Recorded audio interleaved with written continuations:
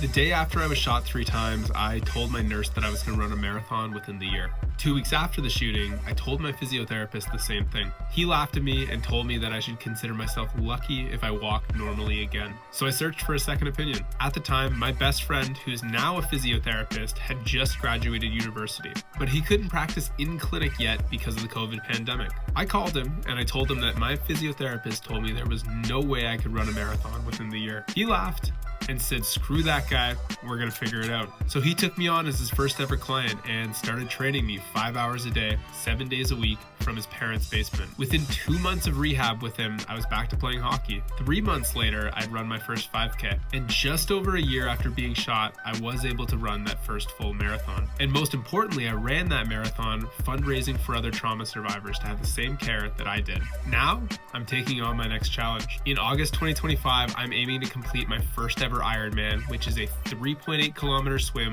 followed by a 180 kilometer bike ride and then topped off with a full marathon. I'm taking this challenge on to prove that even though some people are going to doubt you, at the end of the day, anything really is possible. And with that in mind, right now I'm on a mission to raise $120,000 for 2 kids who were shot in the spine as bystanders. The goal is to raise enough money that we can cover the next 3 years of each of their physical rehabilitation. $120,000 might seem like a lot of money, but broken down, that's only 6,000 donors across the world to donate just $20. So if you want to donate to the cause, check out the link in my bio or follow along as I turn getting shot into the best thing that's ever happened to me.